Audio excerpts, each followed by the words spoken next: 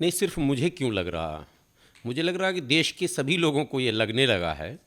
मंदिर, मस्जिद, चर्च, गुरुद्वारे, बौद्ध विहार, जितने भी धार्मिक स्थल हैं, ये परंपरा रही है कि धार्मिक स्थलों के निर्माण में जो धर्म से जुड़े संगठन हैं या धार्मिक जो माने अगुवाई करने वाले लोग हैं, धर्मगुरु हैं, इन तमाम कामों को वो संपन्न करते हैं। यानी शिलान्यास धर्मगुरु करते हैं, उसका धर्मस्थल का जब उद्घाटन होगा, इफ्तिताह होगा, वो धर्मगुरु करते हैं। जैसे मस्जिद में इफ्तिताह संग बुनियाद का जो मसला है, अक्सर लोग किसी बुज़ुर्ग को, किसी बड़े आलिम को, किसी खानका के माने पीर साहब को, गद्दी नशीं को बुलाते हैं और संग बुनियाद डलवाते हैं, यानी कि शिलान्यास करवाते हैं।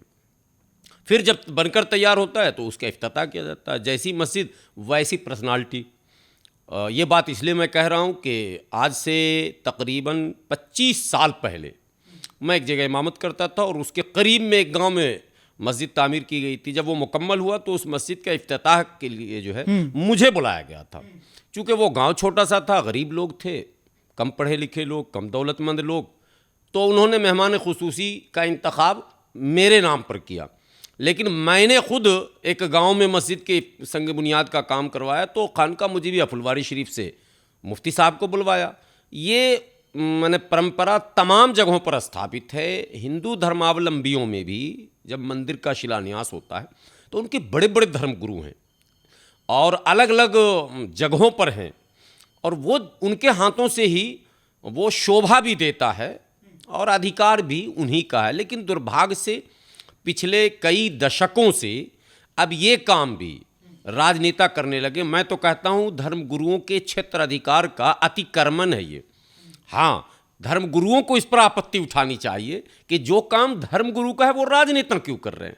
राजनेताओं का काम है राजकाज चलाना, गद्दी संभालना, देश के संचालन में, सुचारू रूप से देश के संचालन में, देश के कानून व्यवस्था में, देश के विकास में, तरक्की में, इसके इंफ्रास्ट्रक्चर में आप क्या कर सकते हैं वो रोड मैप आप तैयार करेंगे।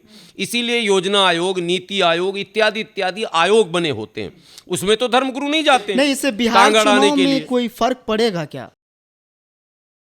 नहीं, जनता पूरी तरह से इस बात को समझ चुकी है।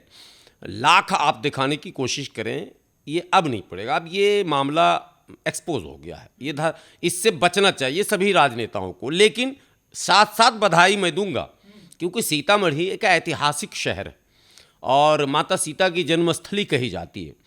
तो अगर माता सीता के नाम से, हालांकि वहाँ मंदिर है, बहुत बड़ा है, जनकपुर में है, सीतामढ़ी में है, वो सब मैं घूम चुका हूँ, लेकिन फिर भी अगर उनके नाम से कोई मंदिर का निर्माण हो रहा तो वो स्वागत योग्य है। इसमें कहीं कोई चूचरा या विरोध का मसला नहीं है। लेकिन इफ्तिताह, उद्घाटन, शिलान्यास, ये काम मंदिर कम से कम मंदिर, मस्जिद और गुरुद्वारा, चर्च और बौद्ध विहार को ये धर्म गुरुओं के हवाले ही रहना चाहिए। इसमें राजनेताओं को ज़्यादा रुचि नहीं